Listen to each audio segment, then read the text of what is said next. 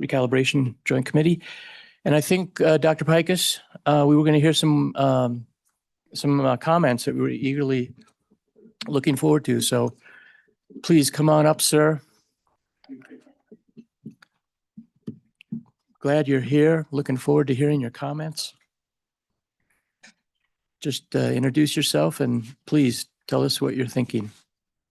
Good afternoon, Co-Chair and representatives, senators. My name is Manny Fordella. I'm a school resource officer with the Cheyenne Police Department. Also currently serving as the president of the Wyoming School Resource Officers Association.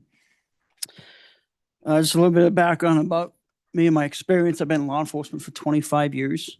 And of my 25 years, 13 of those years have been working in the schools here in Laramie County School District 1. Our mission for the association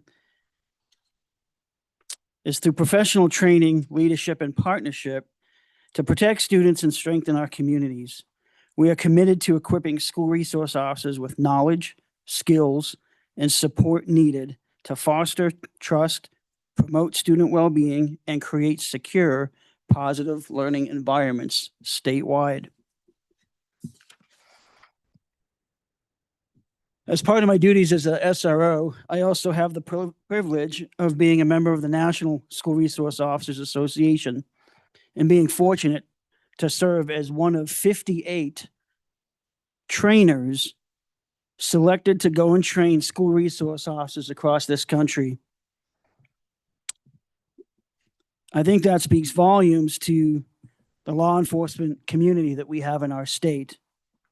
Not every state is represented when it comes to training school resource officers, but law enforcement agencies in Wyoming train our officers to serve not only our communities, but in our schools. The school resource officer model that we train our officers is based off of the triad concepts of school-based law enforcement. Essentially, we are law enforcement officers first and foremost.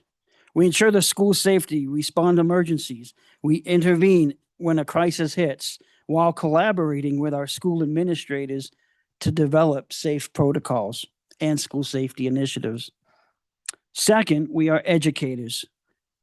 We provide instruction on law-based topics such as drug awareness, internet safety, safe driving, conflict resolution, and to promote a positive school culture. And third, we serve as mentors. We build positive relationships with students. We offer guidance, support, early intervention, and foster those responsible citizenships to prevent potential issues. One of the comments I hear often in the community is sometimes law enforcement officers in schools are there to be security. And that is far from the truth. The relationship piece that we bring to the school, you really can't put a number on that. You see, I can speak for a lot of officers in the state. At some point or another, we have prevented something from happening in our schools. I'm not saying a school shooting, but I'm saying some type of maybe disturbance, conflict, something in our schools that might be minuscule, but because of a relationship piece to what we bring in the schools, we can help students mitigate conflict or challenges or things that could foster into a bigger problem. We serve as leaders in our school to our staff. A lot of our staff turn to us in times of crisis, in times of need. We become trusted officials, not only to our students, but our staff, so that when they have challenges or issues in their classrooms or in their schools, not discipline, but maybe they heard something being talked about that needs the attention of law enforcement. I can't sit here and say that we can put a number on how many situations we've stopped, but I can tell you this. Our school resource officers are more than a security guard. We become part of a school family. To many, we become mentors, trusted people. We become those that many of our students come to in a time of need.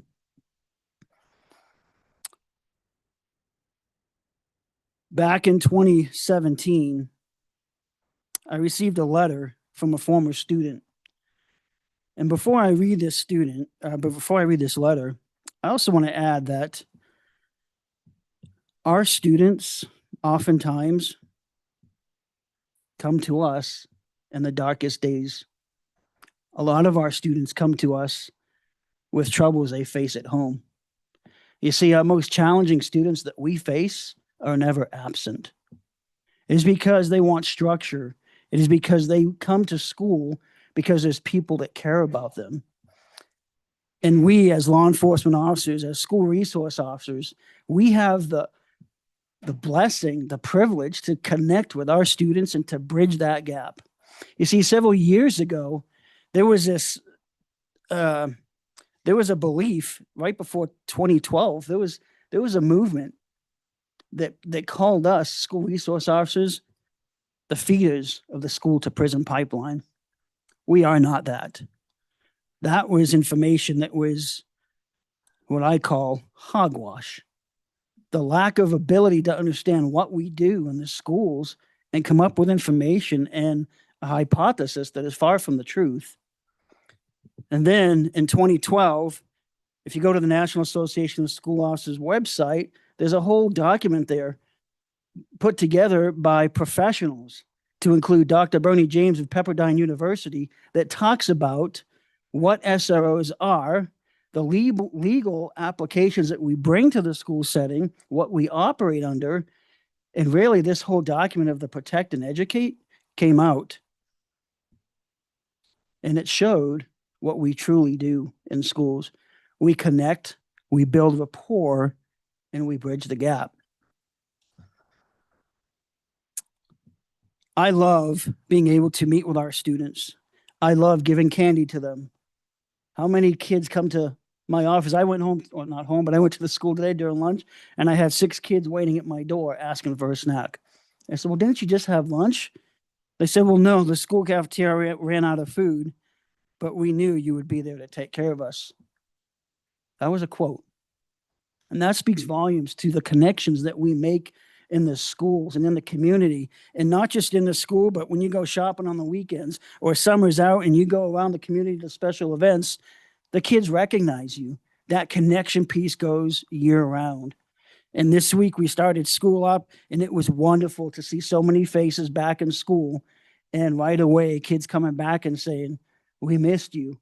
We're glad you're here, and we're looking forward to another year. In 2017, 2 weeks before graduation, I got this letter in my mailbox at school.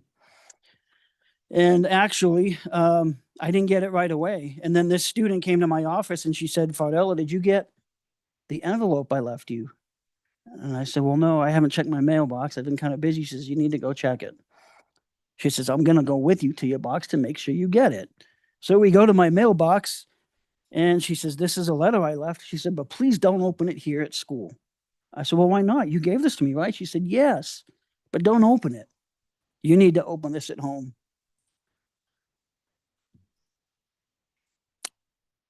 This is a situation and a letter to me, but I can speak for SROs statewide, 77 SROs in the state, because any student in their school I know would do this and say this about them. This letter says, I would really appreciate it if you would attend my senior graduation on May 27th, 2017 at 1 p.m. I have chosen you, Officer Fardella, because you have impacted my life in a positive manner and given me the opportunity to live once again. I never got the chance to thank you for helping me out of the worst situation in my house that was darn right no good. So now I want to tell you I truly appreciate your presence. Without you and several other people who were involved to help me, I wouldn't be alive today to accomplish my goals, living my dreams, and appreciating life.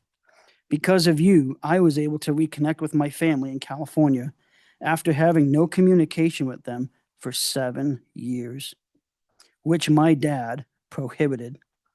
Because of you, I was able to help be in a dance group called Flores de Colores, get my CNA license, be a teen advisor for the Wyoming Latina Youth Conference, have my first job at the age of 14, and have my driving permit at the age of 15. I was able to accomplish these things because of you.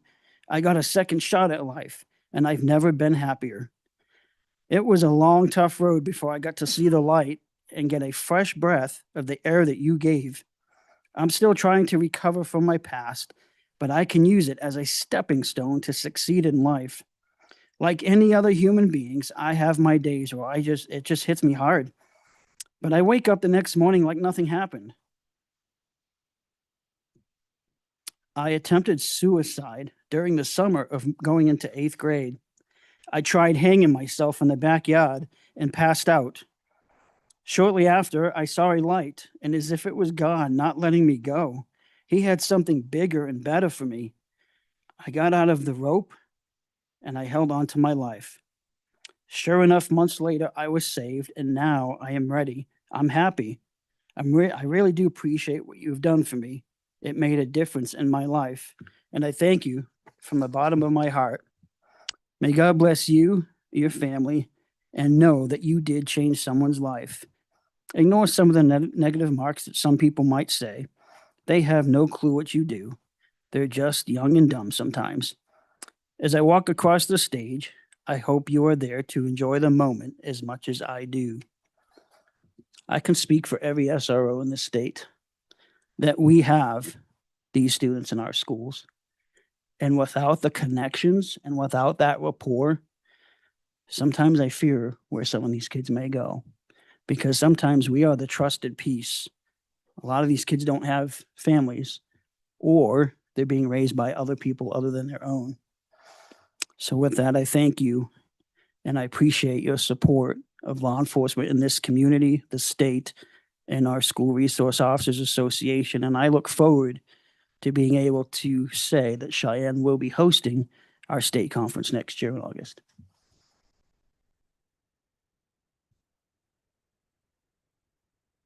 Well, you carry quite a burden, don't you? I love what I do. It is a niche. This is my niche in law enforcement. Like I said, I've been in for 25 years. I started my career back east, came here about 19 years ago. And really, I've done a lot in my career, but this is the best.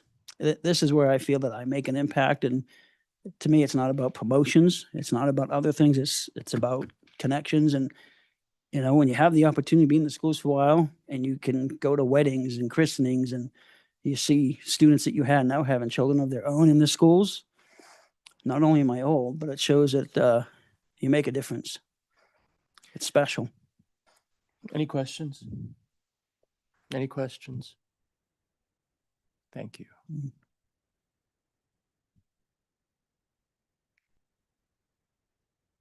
Dr. Pikus, do you have anything on this?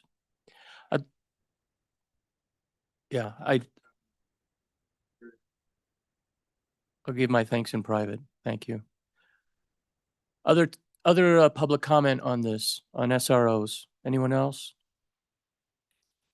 Be kind of hard to follow up on that one. Okay. Sorry, And Mr. Chairman. Yes. Jeremy Smith does have his hand up. Yes, absolutely. Come on board.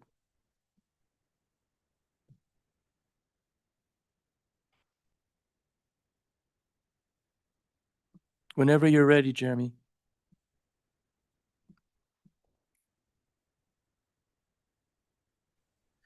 Good afternoon, Mr. Chairman. Jeremy Smith, Business Manager, Sheridan 1.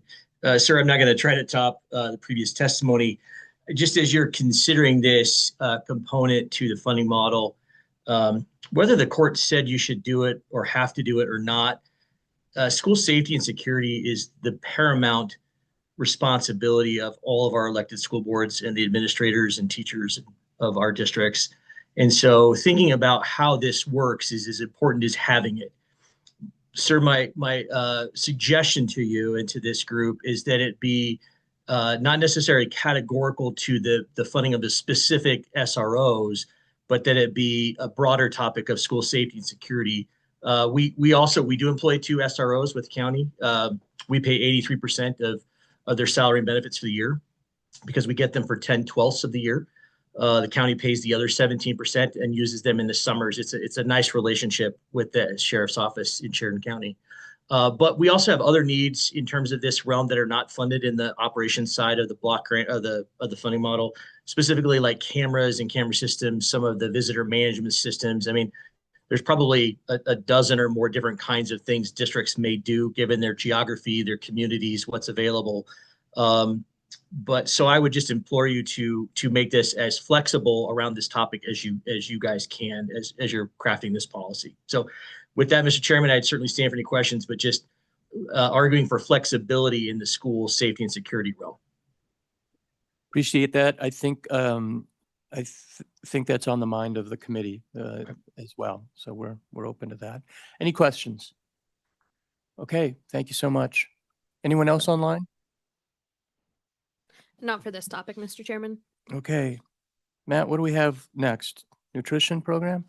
Yeah, Mr. Chairman, yeah, your last topic for this afternoon is on the food service programs and the recommendations from Pika Sanadan, who was directed at the last committee meeting to come back with some recommendations for the committee's consideration. Okay.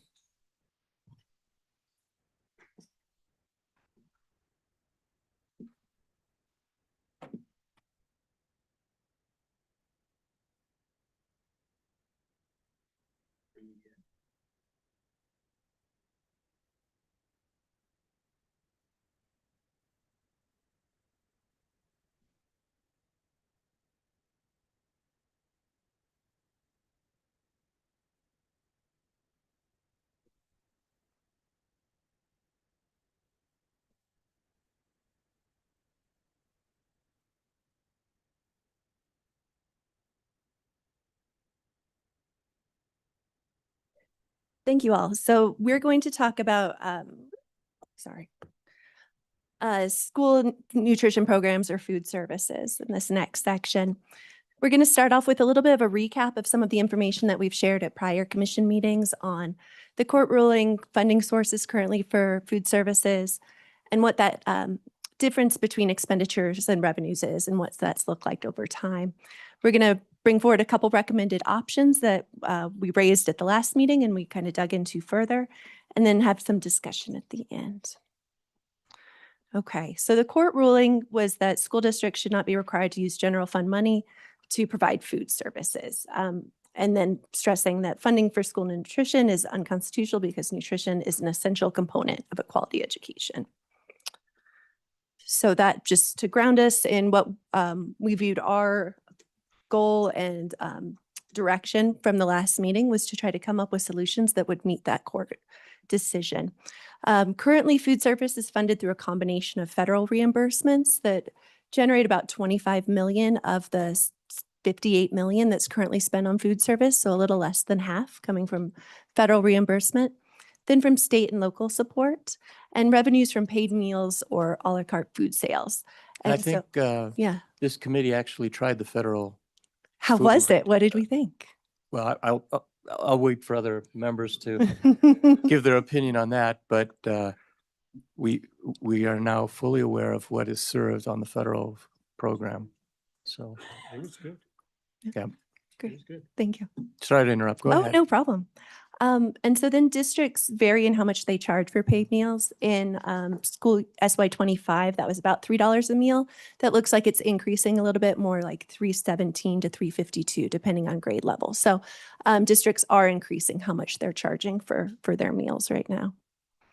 So then digging a little bit more into the federal sources. So districts can be reimbursed under the USD meal programs for each meal that meets federal nutrition standards. So then reimbursement rates vary, whether it's classified as a free meal, a reduced meal, or a paid meal. And so kind of at the max level, free meals are reimbursed at $4.60. And I apologize, it's not on this slide, but when we looked at actual expenditures, the current meal cost is more like $6.85. So just putting in context how much the federal dollars generate compared to what's being spent. And then some districts also receive some commodity foods to help offset food costs that are kind of outside that. One of the recent changes that we wanted to highlight was a change around the community eligibility provision.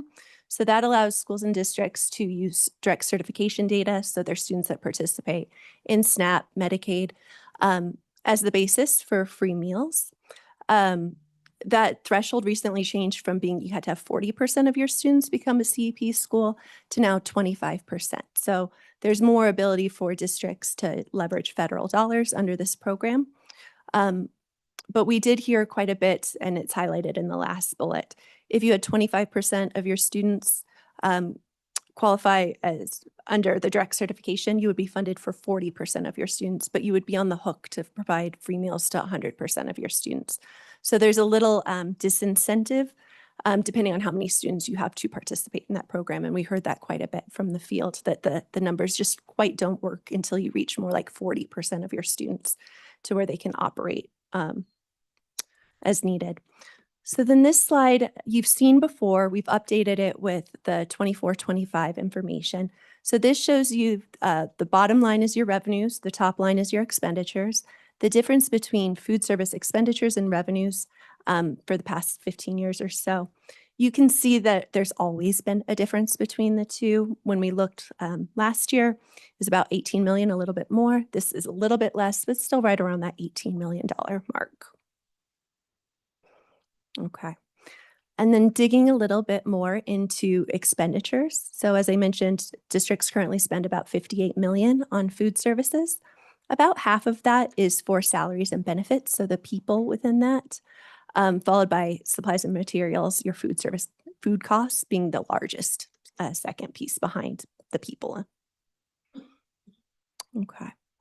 And then there was a specific ask at the last meeting to dig into a little bit how Utah approaches this. They have a specific designation of their liquor revenues that goes to school meal programs, so 10%.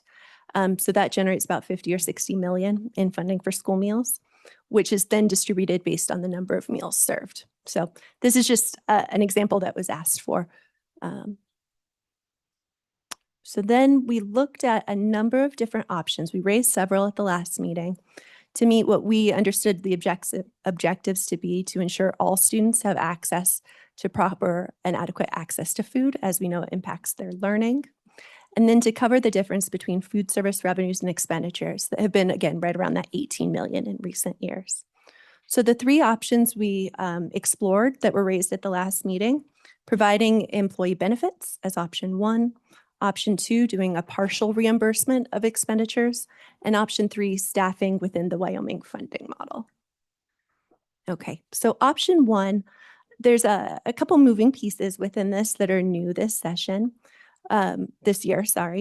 Health insurance, instead of being provided as a part of the block grant in the resource model, is now reimbursed based on actual employees who participate in the program. So then they're reimbursed for the premiums based on contributions equal to what the state provides. And those are differentiated based on if you're a full-time employee, part-time employee, the premium paid will be different. The other change was that districts are now reimbursed for retirement instead of it being part of the block grant, again, only for participating employees. There's some other benefits like unemployment insurance, your FICA, your Medicare. Those costs are only provided for staff within the funding model. So currently, food service workers are excluded from the health insurance and the retirement, and they also don't generate those other benefits, the FICA, because they're not employees within the model. So when we look at this option, our understanding is that for non-model FTE, like food service workers, providing benefits would be limited to those health insurance premiums and retirement contributions. Okay. So then looking at SY25 food service expenditures, about a little over 10 million was for employee benefits. Within that 9 million was for retirement and health benefit reimbursement, which shows up under that group insurance premiums line, that 6 million there. And that's consistent with some other analysis we did, that you would be able through this approach to cover about 9 million of the difference between the two. Option 2 is very straightforward. It's a partial reimbursement of expenditures. So this table is just illustrating how much funding is generated at different thresholds. So between 10% and 30%, with that 30% starting to get close to the $18 million difference. And then option 3 being embedding staffing for food service within the Wyoming funding model. So at the last meeting, we discussed Identifying a staffing level based on equivalent meals per labor hour standards. So those are kind of best practice standards about how efficient you should be with serving meals. And through that, we identified it for every 105 meals that you serve, you need to have 1.0 FTE of a food service worker. So again, that could be a couple part-time people, but adding up to a 1.0. So what we've modeled in our recommendation is providing 1.0 FTE per 105 FRL students. So focusing this more on your low-income students versus broadly all your students. Please. Can you, Sure. can you address, Yeah. does having more public, having more employees within the food service program, Mhm. as your one of the recommendation, is that feeding more kids? Does that equate to feeding low-income children who cannot afford a lunch? Chair, great question. So we're recommending a level of staffing here, talking about a level of staffing here that's not actually more than what's currently provided in most districts. So it's not necessarily an increase in food service staff in districts, but more making sure that part of them is funded within the model. Does that make sense? Yeah. Okay, thank you. Okay, so in addition to that food service staff, we're recommending the 1.0 kind of a minimum food staff FTE per district because you have a number of districts where this approach wouldn't generate a whole person. And then, so that would be about 17 million using the supervisory aid salary and benefits as described in option 1.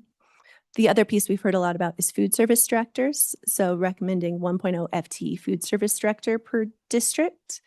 And this one we talked about it a little bit last time using a higher salary. We've reduced that to more of a central office professional salary with a total cost of right around 23 million.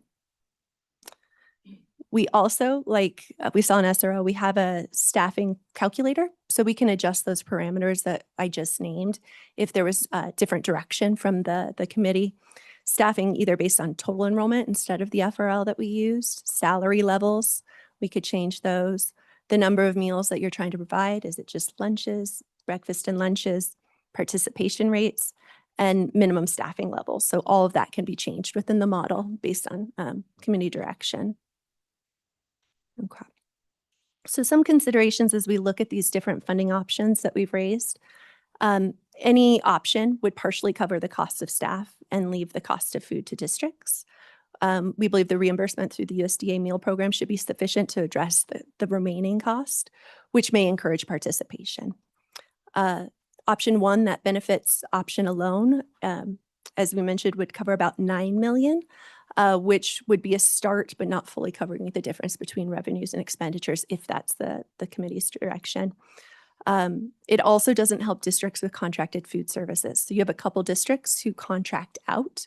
So if you're only providing benefits for district employees, they wouldn't receive anything. Benefit options could be stacked. That came up at the last meeting, such as allowing food service workers to be a part of those health premium reimbursements and retirement reimbursements, as well as providing a reimbursement for non-benefit costs.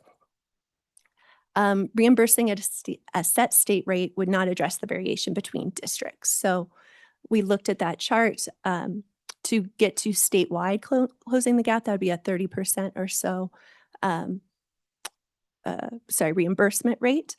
But I think it's 26 or so of districts, maybe in 29, have differences that are greater than 30%. So a reimbursement approach is a bit of a blunt object for district to district.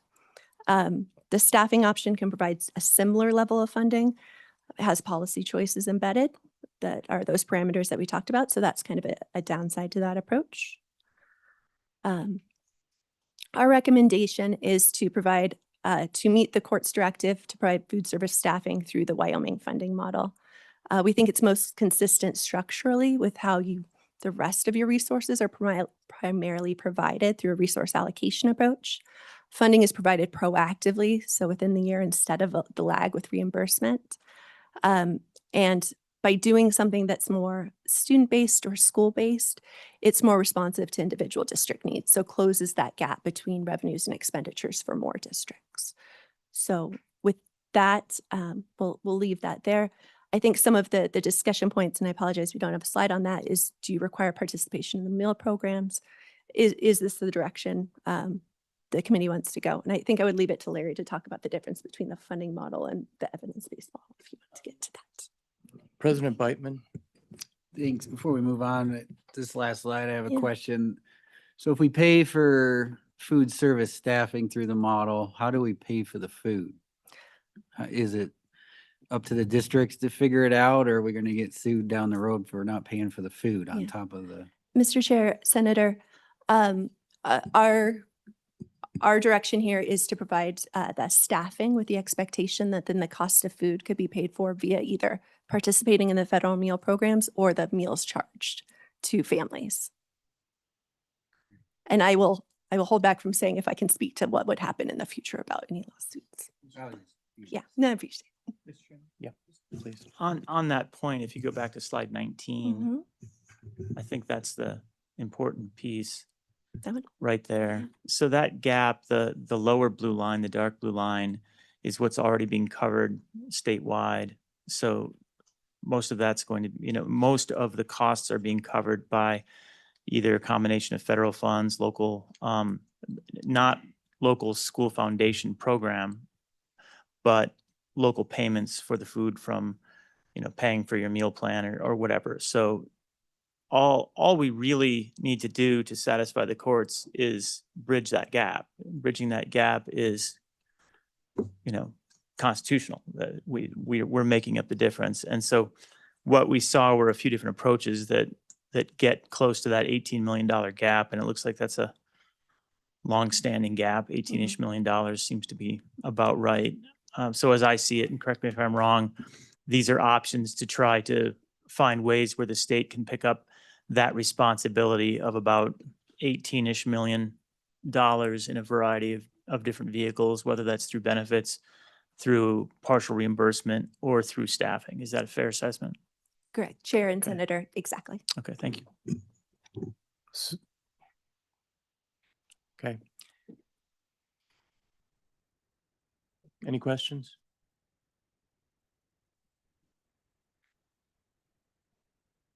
So so your recommendation is to satisfy the court, which you believe this is what would satisfy the courts. And your recommendation doesn't touch the issue of whether every student should be fed during mealtime. This is, your focus has been specifically on where the state has come up short with the recommendation of what the court wants, correct? Chair, that's correct. So my question of will this feed more kids isn't really the issue for your recommendation. You were focusing on, and I'm not criticizing you, but your focus was complying with the court order, correct? Chair, correct. I think our focus was on closing that delta between the revenues and expenditures versus expanding what's currently offered. We're trying to close that gap I within get it. current operations. Senator? Thanks, Mr. Chairman. And so my inclination at the end of our last meeting, I think still ends up being my inclination. So I want to ask what concerns might be for that. You've calculated the benefit side. So option one is provide benefits to these employees, cover that to $10.6-ish million. And then on the reimbursement, if it were a partial reimbursement of 20%, then you're up around $20 million total and you're covering it. The one concern that you raised potentially was those districts that might contract for their food.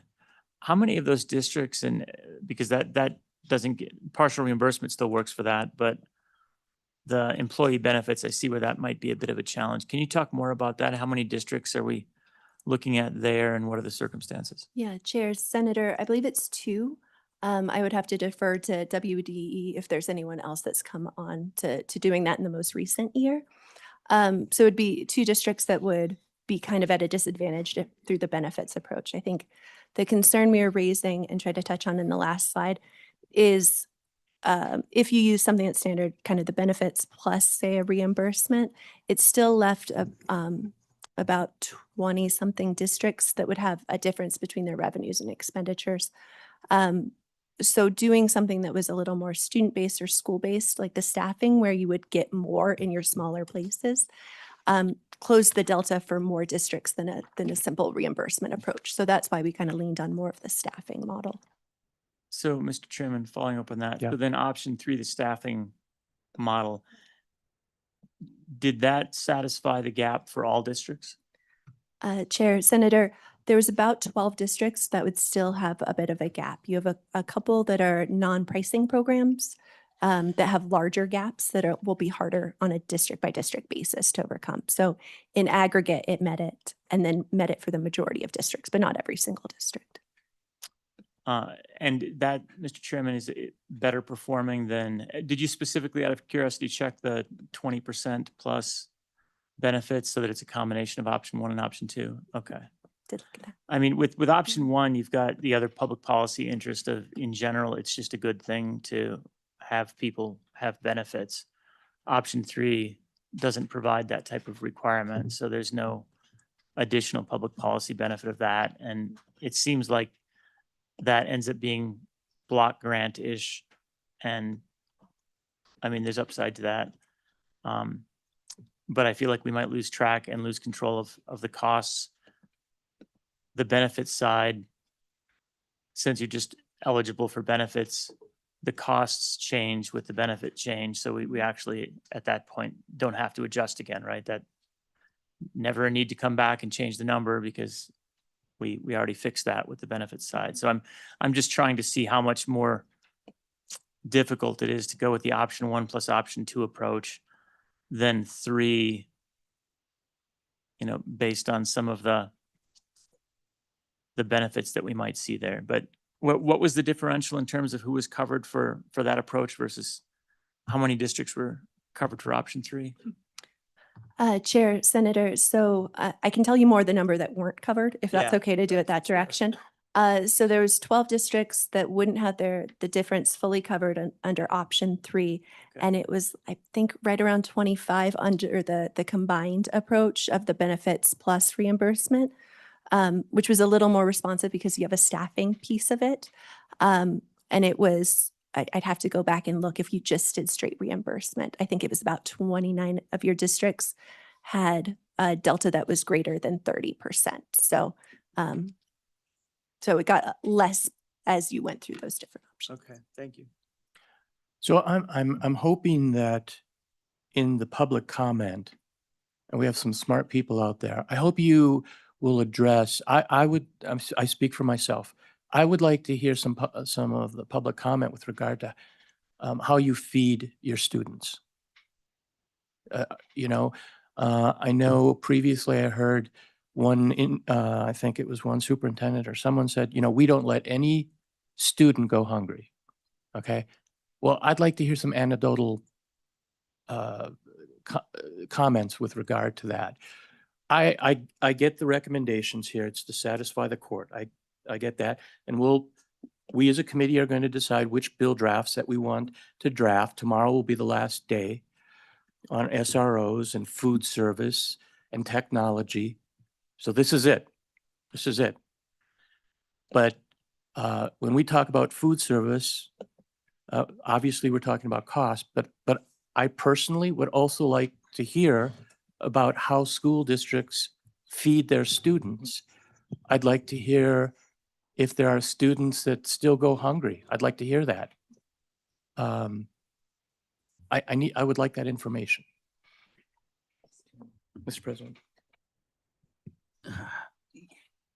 Yeah, I'm kind of torn between the options myself. Is there an opportunity to maybe have an option 4, which would be, what is the average cost per student per day to feed them? Is it $4 a day? Is it $5 a day? And then have that, we just cut the check to the districts based on that, the actual cost, the average cost per day to feed a kid in public education today. And then they figure out how to deliver it, whether it's contracting it out, whether it's hiring people. But we've held up our end where we looked at the data. The data says that in America, the average cost per day for feeding a K-12 student is $4. We write the check for $4 per kid to the district. Is that an option? And then is there a way to base that so we don't have to constantly, so we can keep up with inflation? And is there a metric that we can use to keep track of that number? Yeah, Chair, Senator, we have not modeled that yet, but I think it's perfectly appropriate to look at other options, and we can dig into that further for you. On Just no. And I know that there's been talk about mandating federal programs for every school district. I don't know if I'm there yet. I think we need to, my personal thought is we need to give some flexibility, but I need more information from our education folks on that. Senator, go ahead, sorry. Thank you, Mr. Chairman.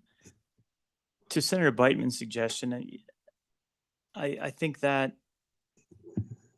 could be a reasonable approach where we could link it potentially to the federal reimbursement rate for free and reduced lunch, what they're calling a meal, which we know is insufficient, right? I think it's $4.60. It's here somewhere. Was it $4.60? $4.60.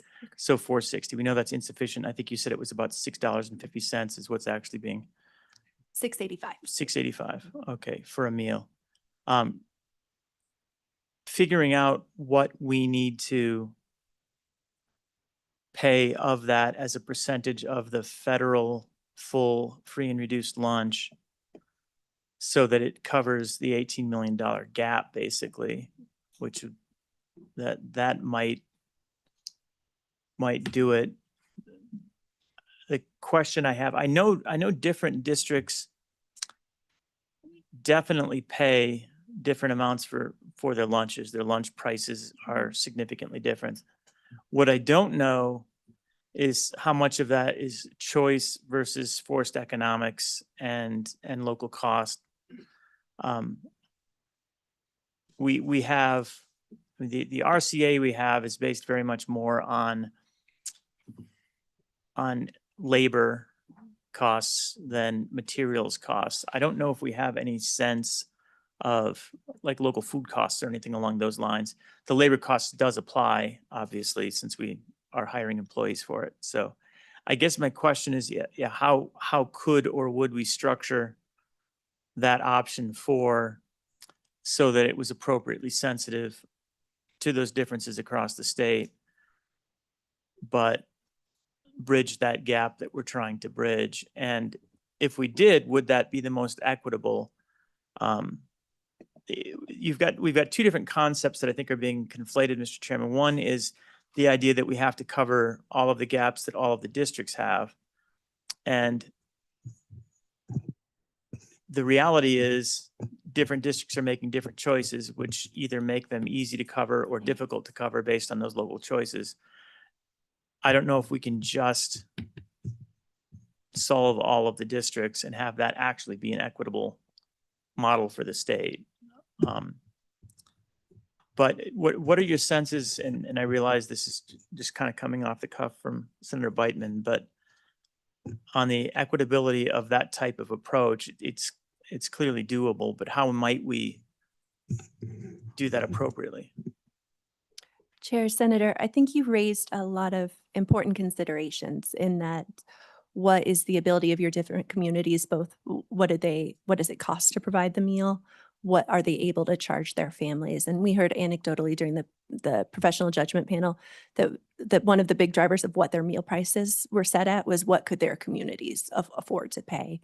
And districts that have raised their prices have seen reduced participation because families couldn't afford to pay those prices. So I don't think I have a good answer for you right now of how to make sure to do that on an equitable basis, but I think you raised a lot of the considerations we need to look at, both in terms of what does it cost, what can their communities bear.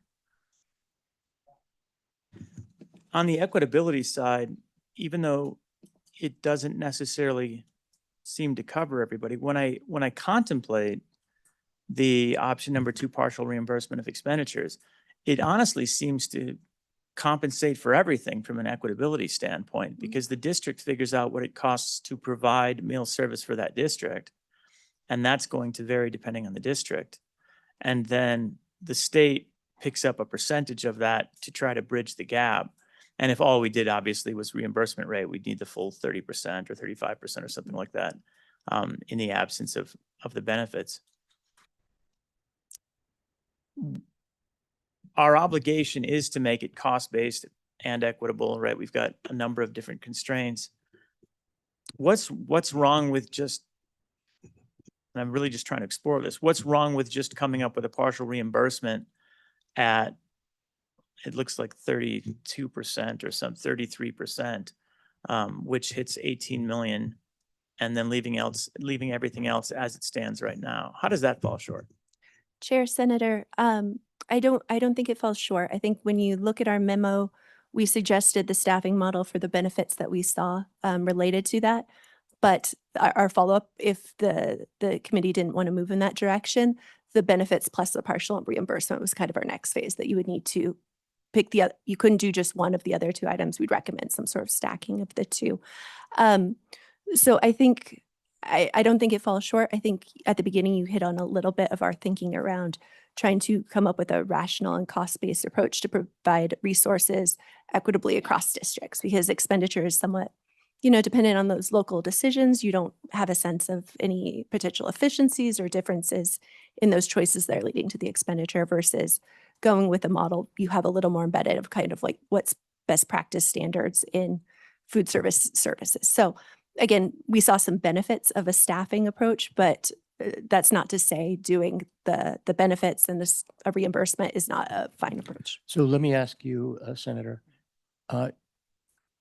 if we were to discuss that approach, explain to me then the mathematical equation on how we divvy that up between school districts. Is that a question of number of students? What is that?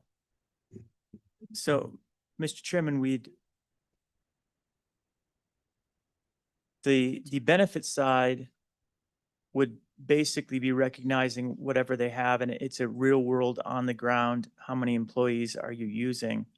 But we're not paying the employee's salary directly. Right. We're just covering the benefits, which is something they kind of need. And we talked about that going in, that they're struggling a little bit with the benefits side of it, since we added the benefits to the recalibration. But since we do food service differently, they're not covered by the benefits program that we provided. So that in and of itself is just, it seems like a good policy, but it's reasonable that we didn't choose it, but it seems like a good policy.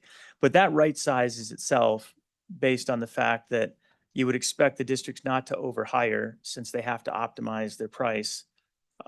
Since they're charging for the meals, they can't overhire because they wouldn't have enough money. So they self-constrain on that. So they'll right size the hiring of their food service employees, and then we would provide the benefits for that.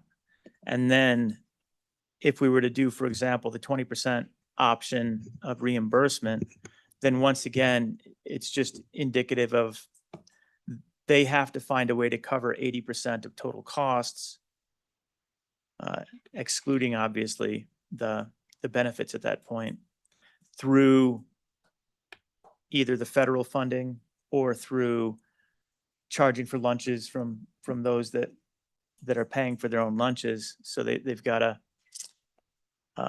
transactional requirement to get to 80%, and then the state's going to pick up the other 20%. And however they manipulate that, we would assume that they're optimizing for it to be cost-based, and they're minimizing the cost for the parents, but they're going to get direct feedback from the parents to push it back. So it right sizes itself pretty well, I think, in terms of ensuring that there's not any motivation to run up costs, run up expenses, because 80% of expenses are going to either the feds or to the paying parents. And so there's going to be cost control from that standpoint. So I think it ends up working pretty well, honestly. We heard that it doesn't necessarily cover all districts, but it seems to cover what it should be covering for all districts. And I think you know, again, we'll draft the legislation. We'll see what the implications are. We'll get better data. But that would be my inclination for what we would draft towards, because I do think it satisfies several different interests and doesn't seem to have any, can't say it doesn't have any unintended consequences until we do it and see what the unintended consequences actually are. But it looks like the motivations are all aligned in the correct direction.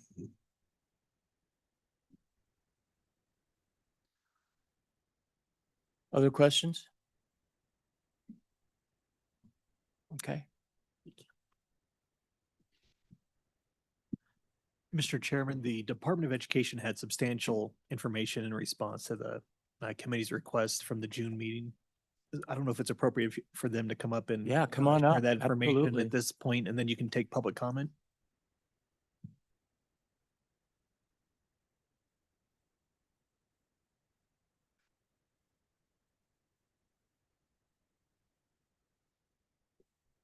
You know, we're looking at substantial legislation here, so. Welcome back.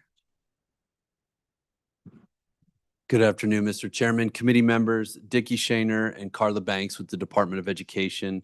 We did provide some follow-up in our memo to questions that were asked at the last meeting related to school nutrition. I won't belabor everything that was said in the memo, so just run through and highlight, and then we're here to answer any questions that related to this or anything else on nutrition. So the first was about this community-wide program for school nutrition with the federal food service program, and Ms. Banks explained it in here that this community-wide model, and the consultants touched on it too, where every student is automatically reimbursed.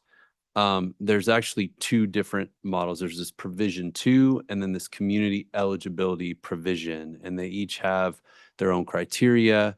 And Albany 1 is actually the only district right now in Wyoming using the provision 2 model. And that's when they get a base year that looks at individual student eligibility, so free, reduced, paid. And then those base year percentages are then applied to future year reimbursements. And then there's the community eligibility provision, which has another formula. And then just more context around some of the other districts that are utilizing the CEP district-wide. So there's Converse, Fremont's, Hot Springs, and several others there. And then just the eligibility and financial viability for each of these different federal programs varies significantly across districts. So sometimes that CEP works, sometimes it may not. Let's see. All right, so we also had questions about the Farm to School program, which is another federal program. We talked about several grants we've received on that in 2015, 18, and 21, as well as the one that currently ends on September 30th, 2026. We use that funding for one employee for his travel, his vehicle to go around, and he's really the connector between our local producers and our school districts and making sure they're working together, that we're getting that healthy, locally grown food into our schools. And it's been a very, very popular program. Unfortunately, the federal funding did not come through as we had hoped.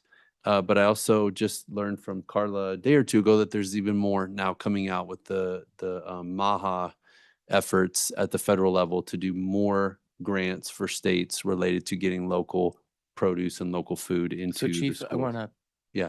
it's no surprise to you. Yeah. That program is exceptional. I applaud your office for supporting that.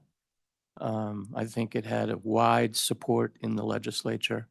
And I certainly, and it will continue now because it's funded. And I think, as you know, Chief, we've had discussions about what that AWACS position looks like with, but I won't raise it here. But I think you know the issues involved in that. So, but I appreciate you bringing that up. We do, Mr. Chair, and it is a very popular program. We have just some data tables in there related to the percentage of kids that are on the lunch program by district. And so you can see those. And then some of the costs associated with meal participation during COVID. That was another question. And we have a table in there with that information as well. And so, Mr. Chair, we're happy to answer any questions related to school nutrition.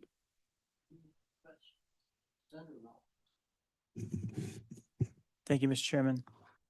I'm just trying to work out exactly how the table works, and because I'm looking at ACSD 1, and it says, like, the first column is 32.81% of the daily meals served that are free, but all of the lunches are free. So where is that? Is that coming in the 60.12 because we're using different math to say it's free? Is that internal resources? So your free is federal free, or I'm just trying to work out what the table means. Oh, I apologize for that, Chairman. No worries. Senator. And that is the ones that are reimbursed at the free level. So the federal reimbursement at the free level. So that is misleading, but yes. Okay, so that, Mr. Chairman, so the first column is those that are fully reimbursed at the free level, and second is those that are used at the reduced level, and the 60.12% then for Albany are those that would be internally paid for by the school district using other funds. Okay, that's helpful. Correct. And that's why then Albany has 60.12%. Mr. Chairman, the enrollment participation in National School Lunch Program at 38.3%. Tell me more about what that column is telling me. So what that is so the students enrolled, you have 3,710 students enrolled at Albany 1, and 38.3% of those are free or reduced. Okay, I Mr. Chairman, but that's where I was wondering if that's the National School Lunch Program, or is that 1421 divided by 3710, because average lunches served daily. I'm trying to figure out how many actual lunches are served versus how many for the students, how many of them are taking lunch at school versus bringing lunch to school. And that's where I'm trying to figure out what the last three are telling me. So the average lunches served daily column, that's on average over the school year, how many lunches are being served in that school district on an average day. So for like Albany, it's 1,421 out of the enrollment of 3,710.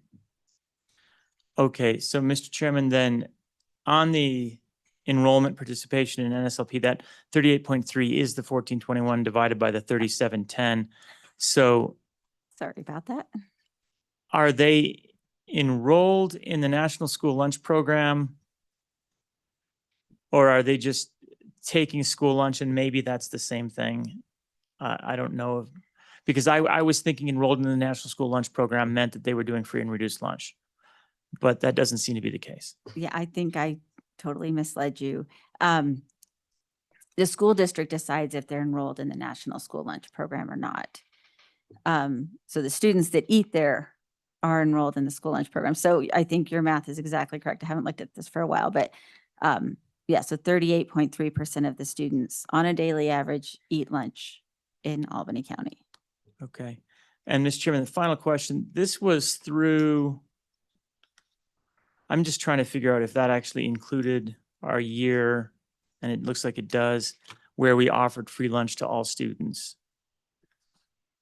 Was this a year when we offered free lunch to all students in Albany? Because it looks lower than I would expect when everyone was getting free lunch. And I'm a little surprised by that. School year 25-26. Right, so it should have been. Yeah. And it's interesting, if you look on page 6 of that memo of the COVID data, our lunches in the state kind of, when everything is universally free, they kind of balance out. The kids that are going to eat. Where you really see the huge fluctuation when things are free for all children is that breakfast number. It is very interesting. Great, thank you. I appreciate that. health So, interpretation. can I ask, statewide, how many students are on the National School Lunch Program? Do you have that data? I can give you a rough number. Yeah. We, last school year, because we have districts that don't participate in the National Right. School Lunch Program, Right. so they don't have access to any of the federal funds. And so last year it was around 8,000 students that did not have access to the National School Lunch Program and those federal dollars. That's a rough number. And know, this but- year, we have another district that dropped the National School Lunch Program. Everyone else stayed the same. Well, okay, so let me ask it this way. Well, how many students statewide are on the National School Lunch Program, though? How many participated? Do you know? Oh, I would have to, we have, oh, at the bottom of my chart.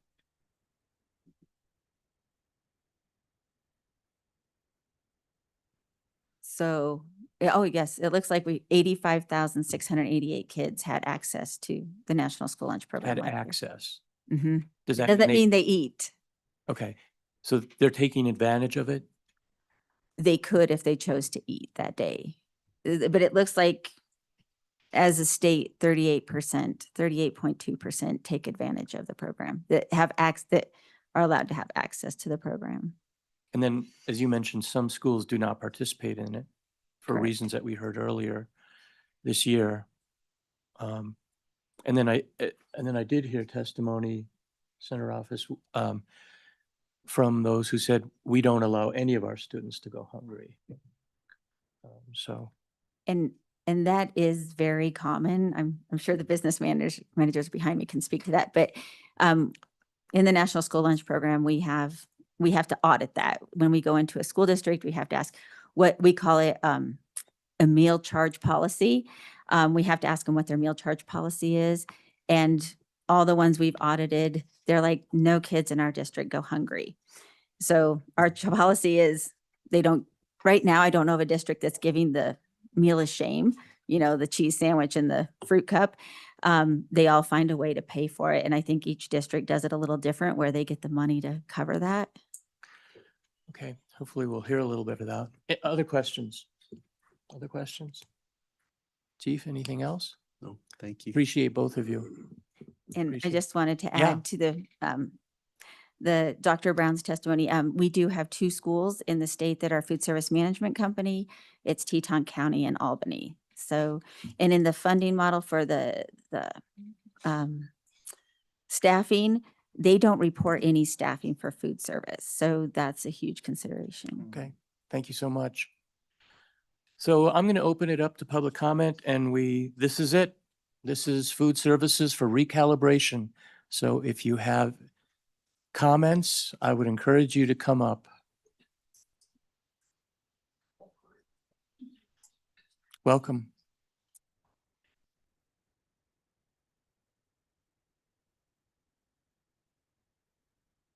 Please go ahead. Introduce yourself. Good afternoon. Mary Jo Lewis, Park County School District Number 1. I'm the Coordinator of Business Services, but I oversee the food service program as part of my role. We do have a food service director. And so I wanted to talk a little bit about some of the information that you received and what we would be in support of in our school district. We were one of the few school districts that operated on a profit basis for a number of years until the last 2 years. And really what occurred in the last 2 years is higher wage for our staff, as well as higher benefit costs, higher food costs specifically that we're being faced with. As you go to the grocery store, you understand that. But I would also like to talk to you a little bit about, we are part of a food purchasing cooperative. So there's 33 school districts. I'm also the chairman of that food service cooperative group. And so we're actually making all types of efforts to try to keep food costs down so districts can operate at least hopefully at a break even, but it's very, very difficult to operate break even with what we get reimbursed and that type of thing. And and I would also like to provide testimony on what we would support as far as the options in our school district. That doesn't say that that's going to be the case in every single school district. My concern with putting it in option 3 and putting it in the model, you're right. It becomes, unless it's categorical, it becomes a block grant piece. To me, that doesn't help me in my food service program. It's an enterprise fund. I track it. We get federal dollars for it. I have things that I need to do for that. I would support and ask you to consider Senator Rothfuss's option of the combined option 1 and picking up the insurance and the retirement. That alone would put our district close to the break even again, just because of those costs that have gone on with that. And we actually have part of our staff, we operate our school district lunch program at the meals per labor hour. We do not exceed it. So we're operating right there. We aren't exceeding it. We aren't overstaffing. You asked about, what do we do and offer for kids going to school? The same thing. If you don't have money on your lunch account, we take care of it. You still go through the line. We try to collect those. We do that. We don't have a high lunch debt. We do have some, we call them angel funds, that at the end of the year, we clear that debt. Generally though, most kids will never run more than $5, $10 over. You may end up with one family that might end up with $30 or $40, but we work with them to try to encourage them to get on the free and reduced lunch program, because we do operate under National School Lunch Program in our district. So, and there's no embarrassment, right? I mean, there's No. nothing like that going on. No, they just go through the line. The note is sent to the parents. Okay, so it goes out to the parents. It does not happen in the school lunch line. There's no overt identification. Obviously, that's not allowed to go, oh, you don't have, because guess what? If you tell a kid he doesn't have money on his lunch account, you automatically know that he's one of the paid kids versus the free and reduced kids, generally. So But every student in your school district gets a meal if they chose to. if they Yep. chose to. Mhm. Yeah. Mhm. Okay. I did actually go to and pulled, because you did have some information from Carla and what she was talking about. So if you go to that page 5 on Park County School District number 1, we have a 35% free and reduced population, 15.63% reduced population, and our paid population is actually quite high. We're at 48.73%. The number of students that we feed per day, though, and this is lunch, is 1,014. So we actually have really good participation in our school district with our school meals. That 57.03, when you were talking about doing the math, this was based on the 26 school year. So our enrollment was at 1778. That is where that number is coming from. That is actually students that are eating on an average every single day. What I will tell you though is at the secondary level, we have a closed campus for our, I guess it would be freshman and sophomore students, unless they can get a ride with someone else. Plus, we don't sit right downtown. Our neighbors at Park number 6 in Cody, their high school sits right downtown. All the fast food restaurants, everything is closed, close, no closed campus. That will impact the number of students that you have eat at the secondary level. You're not going to change that regardless of what you do, with what you're considering. Secondary level, if they can leave, and it is at a point that they can leave, they're probably going to go until they figure out that it's actually probably cheaper to eat at school than it is to go downtown and buy the $8, $9, $10 McDonald's meal type of thing. So I don't want to take anybody down on that, because I think that's just more of an explanation of what some school districts are faced with, particularly at the secondary level, and who eats in their food service So 2 program. questions. Does your school participate in the National School Lunch Program? Senator Salazar, yes, we do. Okay. And then my second question is, I'm focusing in on those students who are having fun, the financial troubled families who have a difficulty, they're taken care of in your school district, right? Yes, Mr. Chairman. Okay. The other thing that I appreciated that Senator Rothfuss brought up was the potential of actually the option, I think it was option 1 and option 2, and doing a combination of those, because sometimes, again, even if you're in a food service cooperative like we are, we bid milk. A little carton, half pint of milk is now almost 65 cents a carton. That's what we pay on a bid price. So when you think about that, that's bid price. That's what we get for everyone. Okay, so just those costs, that's just the milk portion of it, which is insane when we all go, whoa, okay, that's this little carton of milk.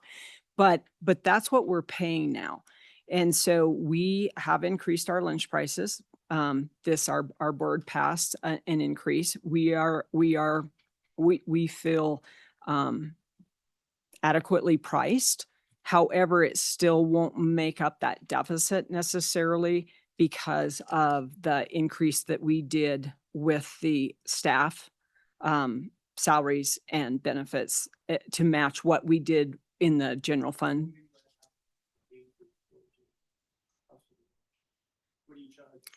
You know what? I apologize. I would have to go to our website to look at that, but I don't want to flip out a price to you, but it's over $4 for lunch. Yes, Mr. Chairman. Yes, it is. Yep. Our adults, Mr. Chairman, are paying $6. That is, you're required to do an analysis to make sure that you're covering all your costs without, and you have to exclude any commodities that you get and that type of thing to arrive at a price. And our adult meals are $6 per meal.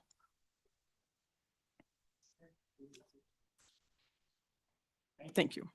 Any questions?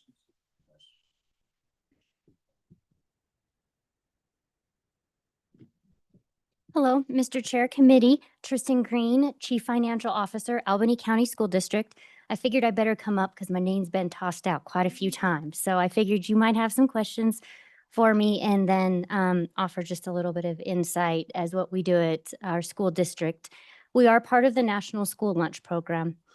Being part of the National School Lunch Program means that you are eligible for the federal reimbursement, but you also have a lot of guidelines that you have to follow when you're under that program. So when districts leave the program, it might be deemed as a bad thing because they're not taking care of, or because they're not taking advantage of that federal reimbursement. But a lot of those districts that leave are your smaller ones that can get donations from their farmers and ranchers and feed their kids the way that the community wants their kids to be fed. You know, a lot of communities want their kids to be fed like the farmers do out on a harvest night when grandma brings out food. Yes, without the red tape. When I sat down and with our wellness committee and I had a third grader join us to talk about nutrition, and her biggest suggestion was, can you please just put salt and pepper out on the table? Like, oh, if only it were that easy. Yes, I would. And so as we go through this and you hear some of these districts that aren't part of that, that's why, is because they have figured out how to manage it through those donations to feed the kids the way that the parents want their kids to be fed. Larger districts struggle a little bit more with that. I can't receive enough donations from farmers and ranchers to feed all of our kids. We did participate with and team up with the Albany County Fair this year to receive donations to use that meat to feed some of our kids. So it's a new thing. Was really pleased with how it turned out and hope that it will grow in the future. We are one of the few districts, or we are the only second district that does have a food service management program. And so I basically run the finance side of things and they run the food service part. They put together the menus. They take care of hiring the staff, serving the food, the cashiers, buying the food. It relieves a lot of administrative burden off of myself and off of the district. I'm assuming that that's why my district went that route, but I wasn't there during that time, so I can't say. Yes. You do the financing? What is entailed in your position? Mr. Chair, that is correct. So I go and do all the applications to become a food service sponsor is what it's called. I fill out the application with WDE. I do the monthly claiming. We run the books as far as the revenues received. I pay our food service company. It is just one big contracted bill with them.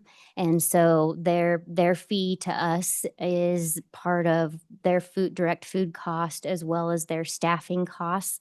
And so I just pay one lump sum to them for that. I manage all the audit and the getting the press releases out. So are and you all of the those. individual that deals with the National School Lunch Program?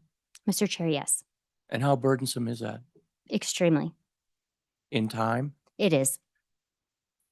Yeah, it takes a lot of time to have all that paperwork and complete all the documents and put all of it out there and make sure that and really the biggest burdensome thing is it brings new meaning to my name of a bean counter. You truly are counting beans. Like if you don't serve enough beans, you don't get reimbursed for that meal. You know, you order a box of oranges from the company, the same company you've been ordering from a long time, and all of a sudden the oranges, this one delivery come in smaller, and I should have served 2 instead of 1. And because I served 1 and somebody from the state or the Fed was there to see it, it's deemed a non-reimbursable meal, and I get no reimbursement for that meal. You ham and cheese sandwiches. They changed the ham from the company. I laughed at Miss Banks because she's the one that had to deliver the audit finding to us for the summer food program. We served ham and cheese sandwiches, and the specs on the ham was different. We should have served 6 slices versus 2 slices, so therefore that day's meals of that we served the ham and cheese didn't count. But your school district, I guess, still believes it's worthwhile. Correct. Okay, please continue. So we are a mixture of CEP and Provision 2. With the CEP calculation, I spent lots of time and hours working through the calculations on being a full CEP district, being a Provision 2 district, or a pricing district. And we landed on Provision 2 and CEP. So with CEP, you go through your direct certifications, and any school that's over 25% direct, free, and reduced qualifies to be a CEP school. Really, though, you have to go closer to that 40% for it to really work out, because when you do that CEP school, you get a certain percentage of your meals for free or reimbursed at the free level, and then the rest of the percentage reimbursed at the paid level. So for those that had that lower CEP percentage, I was like, well, I can't really I can't lose that reduced portion. So under Provision 2, I get the percentage for free, reimbursed at the free dollar rate. I also get a percentage reimbursed at the reduced rate, and then a percentage reimbursed at the paid rate. So that gave me a little bit more revenue from the feds versus the CEP status. Because I spent numerous hours chasing down dollars and that didn't feel good asking parents to pay their lunch bill, a lot of times those families that were struggling, that fall, I guess you'd call it falling through the cracks, those that didn't quite qualify but were super close, it really sucked to go hound them for money for their students' lunch debt when I knew they really couldn't afford to pay it. The district didn't feel like that was something that they were interested in spending time doing. And then there is also some of the families are just too proud to fill out that free and reduced form. No matter how you try to make it, online, nobody ever knows. The kids are never fed anything different, no matter what status they are. There's just a lot of people that weren't coming to us and filling it out. Counselors were like, man, I really know that these families should qualify, but they just don't want to fill out the form. And so they decided that based on the percentage of people that were actually paying their bill, that they would they would rather use some of the block grant dollars and put that towards the food service program in order to allow a free meal for every student. You didn't have to fill out a form. It wasn't, you didn't have a label. You just, everybody got it for free. And so we did have the base year of where we encouraged everybody, and we put it out there and did several, hey, everybody, fill this out. Even though you don't qualify, let's just all fill it out to see, because you never know. We made lots of efforts like that during last year as we collected those free and reduced lunch forms. And then that determines our rates that we're going to be reimbursed for the next 4 years. And going at the provision 2, it allowed us a higher reimbursement rate and something that was a little bit more feasible. Now that all sounded really good, and then the silo kind of came along and we had a little bit of restricted funding. So now my grand idea just really, it might not be such a grand idea. I'm having a little bit harder time now with figuring out where we can make up those extra dollars for our subsidy, because our subsidy did go up.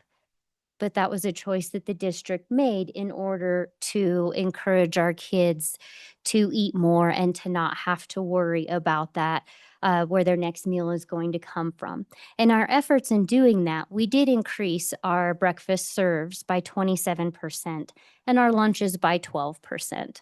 We'd like a little bit higher participation in our high school, of course, where our biggest population is, but it's really fun to get in the car with your friend and go to Walmart and buy that dollar snack than it is to stay at the school. So we're working through some things to try to attract those kids to keep them in-house with us. But I think it's just kind of the downfall of having an open campus, especially one that is close to several different restaurants and retail places where they can get those unhealthy, really good donuts.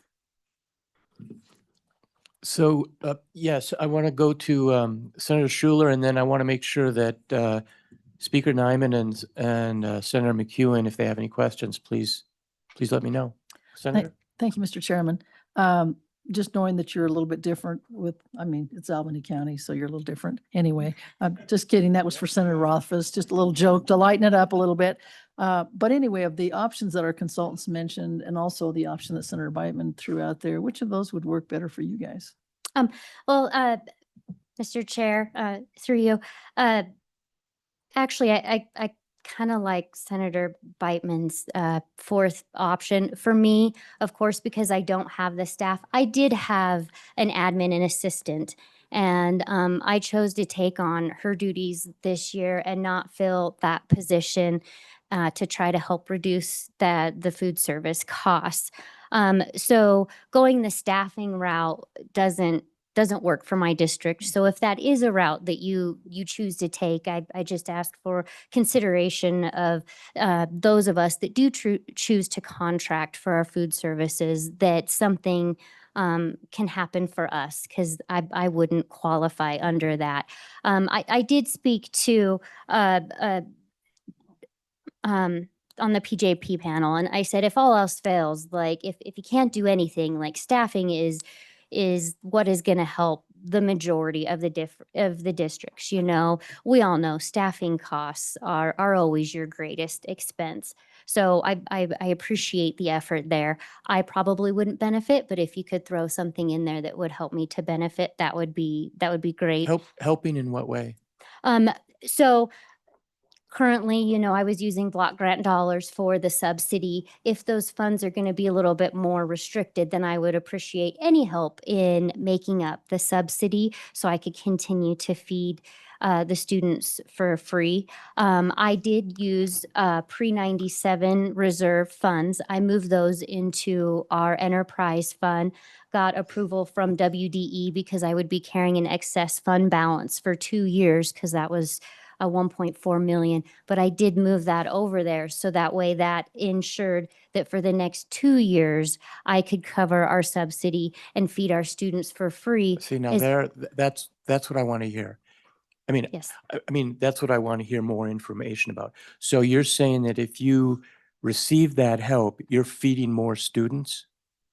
Yes, I could continue to feed, Mr. Chair, sorry, I could continue to feed students for free, which is helping more students. Our counselors have come to us and said that they have had students that have been struggling. And last year, there was a counselor that came up to me and said a specific student, like, thank you for allowing them to eat for free because it has solved a lot of problems that we didn't even really realize was a problem, but it really started helping that kid with being able to navigate his disabilities and being at school all day. And so these are helping more kids. And a hungry kid learns better. That I don't have specific data on how Limford was our first elementary that we put on CEP. I don't have their test scores to tell you that it did help test scores. I want to say it did. But that student that you're referencing was because of an economic limiter within within that family? Correct. Mr. Chair, he did not qualify for free and reduced meals. He wasn't eating. Now he is eating at lunch and seems to have less behavioral problems. Okay, thank you. Other questions? Anyone on, Mr. Speaker, Senator, anything? Okay, just wanted to make sure that we got you. Okay, All right, I have one more thing, just really quick. You talk about the gap between the revenues and expenditures. If we don't have the ability to use some of the block grant funding for that subsidy, your gap could go up. It could get bigger. So, yes, any efforts would be greatly appreciated. Thank you. Okay.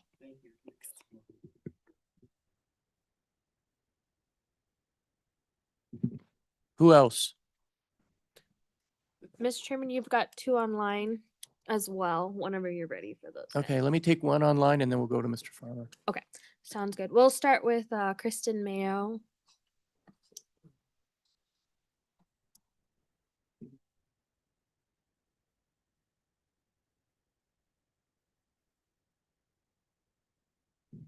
Welcome. Thank you. Thank you, Mr. Chairman and committee. I wanted to speak to a couple of questions you've had about the school nutrition. I am Kristen Mayo from Teton County. I'm the CFO here. And we are one of the districts that contracts our food service. I want to speak a little bit about why we moved to contracting for food service. And one of our challenges was staffing. We couldn't staff the model similar to the way that we were staffing the rest of the districts because at that time, our benefits package was robust.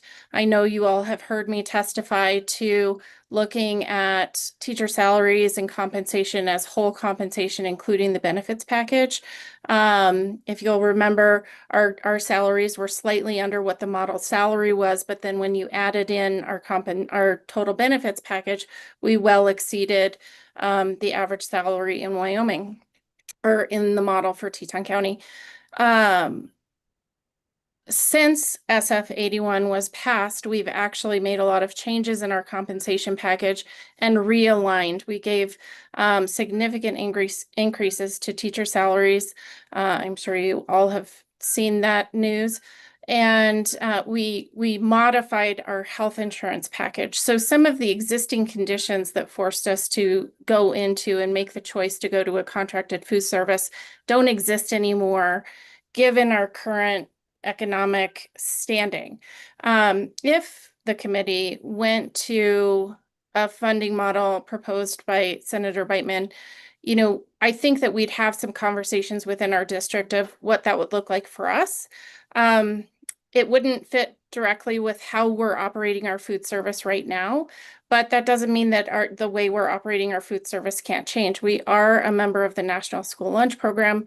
We do not let kids go hungry in our schools. There's no shaming. We feed all kids. Some of the testimony that came before me said that a lot of those negative balances, you know, they stay right around $10 to $50. We have some students who have negative balances of $600 by the end of the year. And we let those accumulate so that we can identify who needs help. We also have a foundation that does some fundraising for us. On average, it's between $50,000 and $70,000 a year. But our subsidy from the general fund is pretty steady at $500,000. And while I was listening to some of this testimony, I ran a couple of reports. Our revenue has stayed pretty flat over the last 3 years, between 1.5 million and 1.6 million, with an average about 1.57. And then our expenditures are the same. So even when we were operating our food service, operations ourselves and staffing that ourselves compared to now we're on contract, we didn't do that as a cost saving measure. We did it because we legitimately could not hire staff and find the people to work in those positions. And our average expenditure per year is about $2 million, $2.1 million. And that's where that subsidy comes from. You know, if we had some funding available, whether it be for staffing or whatever the formula is, it would allow us to reduce the subsidy. But we also have a lot of community pressure on offering a higher quality meal. And that's something that our board discusses every year. We have a food service committee that includes anyone who wants to participate, but mostly parents sit on that committee. And so, much like I've heard some comments today from you all, these are thankless jobs. All of them are. And we do the best we can. Our goal is to educate kids. And we all know that in order to educate kids, we need to feed them. So I've said it before, I think any additional funding for school nutrition would be helpful. It would be helpful to not have to divert general fund dollars that are there for teachers into a food service program. And obviously we're not doing that now with the silo, but that then is taking away from other operational funding.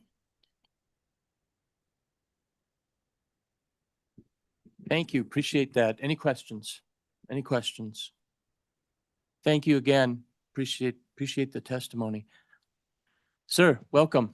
How you doing? Good. Thank you, Mr. Chairman. My name is Brian Farmer, the Executive Director of Wyoming School Boards Association. I don't have anything profound to share with you or any strong answers, but just to put in perspective, Mr. Chairman, why I think this is a struggle. When you look at the drivers of cost of delivering school lunches, the drivers of costs are primarily labor and benefits, and then food and ingredients. And if you break that down on average, it's really hard to say because there is wide variability across Wyoming. But on average, the labor and benefits is going to cost somewhere between 45 to 55% of that. The food and ingredient, probably somewhere between 40 to 45% of that. Then the remainder of costs would be supplies and other operating sort of costs. So if you're roughly 50-50 on labor and benefits and food, then you start to drill into what are the drivers of cost. But the other troubling part about Wyoming is that the variability within those areas is quite diverse across our state. So when you look just at labor and benefits, in some communities, we have fast food places that are offering wages around $20 an hour. So what does it cost to have a food service worker in a school looks different in some communities because of those community factors. The same thing is true when you look at food costs. There is no Wyoming distributor of foods. To the degree that we can use those local foods, man, we love that. We can use locally grown foods.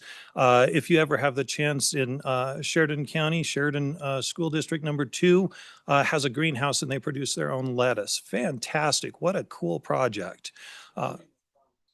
Yes, Mr. Chairman, there are some wonderful projects like that across the state. The farmers and ranchers who produce beef and other meats, wonderful. But the distribution also looks different. So distribution that comes out of Montana has different costs than distribution that comes out of Colorado versus distribution that comes out of Utah versus distribution that comes out of Nebraska. Those are the primary places that we get sourcing the foods themselves. And so there is wide variability, and it's really challenging because you can come up with something that works great for parts of the state, but not necessarily others. So, Mr. Chairman, as I said, there's no answers in that. It just puts in perspective, why is this a problem? I think you hit it on the head. I agree with you. I agree. Any questions? Thank you, Thank you, Mr. Mr. Farmer. Chairman.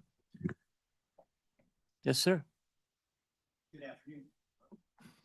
Good afternoon, everybody. Charles Oskey, Superintendent, Johnson County School District number 1, and I'm just going to give you some data. So with current budget for the current year, 37% of our budget is for salaries, 27% is for benefits, and 35% of that is for operations and the buying of food. We're going to be about $320,000 short with the revenue we're projecting to come in. So that's kind of where our average is. We serve on the average about 100,000 meals a year over the last 2 years. That's kind of where we serve. So just want to give you those facts. In the document I'll share with you again tonight has more of that information, but I just wanted to give you some general facts. So appreciate that. No students in your district go hungry. I'm going to say absolutely not. That's not what we believe in. If a kid's hungry, we find a way to feed them. Teachers buy snacks, counselors buy snacks. We have a food pantry that donates food not only to help during the school day with our alternative school or even the elementaries, but to send food home on the weekend. So we have the community that kind of rallies around some of that. But the last thing we want to say is no to a kid and getting some type of quality meal for the day because we know how critical it is. And you're able to identify those students then too. Absolutely. I think that's one of the big connects that is beneficial to Johnson County. We also have what's called a parent liaison for the elementary.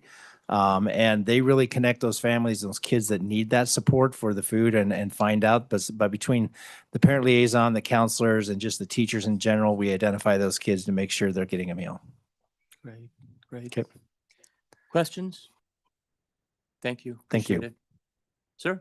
Yes. Good afternoon. Scott Stoltz, Executive Director of WASA. I appreciate the opportunity to share with you today. I would say it's certainly common practice that we're hearing that all kids are getting fed. I think that is absolutely a common practice. I can also speak specifically to my former role as a superintendent of District 2, and that absolutely unequivocally happened. Every student, regardless of whether they were in debt or didn't have the money, we found a way to feed those kids. And when we look at the funding, as was testified earlier, we try every way we can to try to reduce cost. The ranch to table, where we have ranchers that donate local beef, or they discount the price that they're going to sell it to us at. So every kid is getting homegrown beef. It's not a commodity. In addition to that, it's also farm to table, where all of our lettuce, a lot of our tomatoes are in fact provided in a local greenhouse that our district and our students work to provide that produce for our kids. So again, trying to reduce cost. When we look at data, approximately 45% of our salaries goes to what the cost of food service is. 45% of salary and benefits is what the major driver is for our food service program, which in our district, we supplement about a little over $300,000 each year to cover for that enterprise system. So I think that puts in perspective what it looks like of ways that we can try to cut costs. We are part of the National Food Service Program. We couldn't afford not to be. just because of what that provides in addition to the money that we currently receive right now. We also have anonymous donors that provide money for students that are struggling, families that are struggling with meals, that we allow that through an anonymous fund to make sure that we're taking care of our kids, and then we're working with families so that there is a partnership in how that money is generated if they do not qualify for free and reduced. So it's a program that we feel is essential for our students. We certainly know that it's hard to make this all work, but at the same time, looking at different cost-saving measures, there's still that area of the enterprise system where we continue to supplement through general fund to make sure that we can balance the budget regarding that particular enterprise fund. So thank you for that opportunity. Does your schools serve a breakfast and a lunch? That is correct. That is correct. For all three of our elementary schools, our 5 elementary schools, which we have chosen to be a part of the CEP program, so that all students would receive a free lunch. So we are reimbursed through that. But again, that is also an area that we have to supplement because we feel like every kid should have the opportunity to eat, because we knew that kids weren't, and they were also choosing not to qualify. They were choosing not to fill out the form, even though they qualified for a free and reduced application. We then provided that opportunity for them. So our junior high and high school as well. So may I ask on the breakfast, just a quick question? I've been in the schools, but it's been a little while. Is your breakfast a snack or a breakfast? It's a breakfast. Excuse me, Chairman. It is a breakfast and it is free for all students. Okay. Questions, anyone? Thank you, sir. Appreciate it. Good seeing you again. Hello, ma'am. Hello, Chairman, members of the committee. This is my first time testifying, so please be very patient with me as I had no intention of doing so. You're already doing great. Okay, great. Wow. No, What an opening statement. I am in my 3rd year as a business manager. Before that, I was a private business owner in Hot Springs County. I am also a parent of 3 children in the district. So I've been a parent longer than I have been a employee of a school district. I am the business manager for Hot Springs County School District number 1. And about 6 months after I started, our food service director resigned. And so myself and our kitchen managers decided, you know what? We're subsidizing this program. We know money is tight. Let's see if we can go ahead and spread these duties around, try to save a little bit of money. And that has been hard, very, very hard. Mary Jo told me I did not have time in my life for that, and that was a terrible idea, and she was correct. But the kitchen managers and I did try to make that work because we wanted to be able to cover the deficit, because unlike Park County, we have a very high free and reduced lunch population. We have qualified for CEP since before I took this position. We have not been on it until our first year was the 25-26 school year. That was our first one. So the reason I felt compelled to testify was just because I have some weirdly unique across the board experience that I thought you might want to hear about. So I apologize. So how high of a free and reduced? Our free and reduced percentage, our direct cert percentage is 36%. But our free and reduced percentage is a different number, which is in the upper 40s in our district. Really? And so the state had said, hey, you should be doing the CEP, you should be doing the CEP. And as I ran the numbers, just wasn't sure that the loss of revenue from our parent paid meals would be made up by that reimbursement. But I also felt like I owed it to my district's families to try it, because the kitchen managers were coming to me telling me that we had multiple kids. One that sticks out in my head is a kiddo that would come with a cheese stick and a turkey stick every day in his pocket, in his jeans, because he did not qualify for free and reduced. But his parents, if the choice is put money on your kid's account or pay your light bill, they know that all these districts will cover that, right? So I have families in my district, multiples, that are in the hundreds, pushing $1,000 by the end of the year. So that seemed like a big number to me that I should try to absorb and try to figure out how we could do better for those families, which they also mentioned. We have a number of families in our district that don't want the government in their business, so they do not wish to fill out those free and reduced lunch applications, no matter how many times we ask them to do so, which is definitely their choice. The only bummer is that then. So what do you do then? We just cover it and we send the letters, and we get our phone number blocked from family cell phone numbers, because obviously, like I said, if the choice is putting money on your kid's lunch account or paying your light bill, I want you to pay your heat bill. I want you to pay your water bill for your students, for your children, right? And so we have had a couple of donations. Governor Gordon's wife, through her hunger initiative, has provided some matching funds for multiple times. And then we also had a local church that made a big donation around Christmas time. They ran a campaign in their church to help pay that off. The trouble is, we also have community members that don't feel like that is the job, that the school should be feeding the kids. Why are we paying lunch debts for school meals? That's the school's problem. So all of that led to me to make that decision to go ahead and go on CEP, and it has increased our breakfast So participation. I assume that this is not an uncommon problem. You have parents whose children will go hungry because they want to pay the electric bill. They but won't go hungry in my They won't go school hungry if because of they what come through you're the line. doing. Yes, if they come through the line, but Right. some of them, it broke my heart to hear about the cheese stick in the pocket, because that's just something they saw. That is just something they noticed. My kitchen staff is busy during lunch. They're not checking to make sure that everybody, all the cold lunch kids, have a fruit and a vegetable and a protein and all that kind of thing. So if what they bring from home, because their parents say, I can't afford a school lunch and we don't qualify for free and reduced, so we're gonna have to pack a lunch, but also what they can afford to pack for lunch is not a full and balanced meal like we provide at the school. That is what led me to take the leap into CEP. And it has been an expensive leap. That is a fact. So I have increased breakfast participation. We have increased lunch participation. We did this year go away from a contracted service for menu planning and the administrative tasks that we couldn't quite take on. We went away from that in trade for, we are sharing a food service director this year. We're trying something new with Worland. We're in Thermopolis. We're very, very close. We're sharing a food service director between the two of us, because this is a complicated issue. You've heard how complicated this is. As I try to get better at everything food service while still having the rest of the district to worry about, you can see how much time and energy and knowledge it takes. And having a dedicated food service director, Mary Jo was right 3.5 years ago when she said I did not have time for that and I needed someone in that role. The trouble is I couldn't afford it because it's not funded in So the model. You've heard some of the discussion here. You've heard of some of the possible solutions. What works for your situation?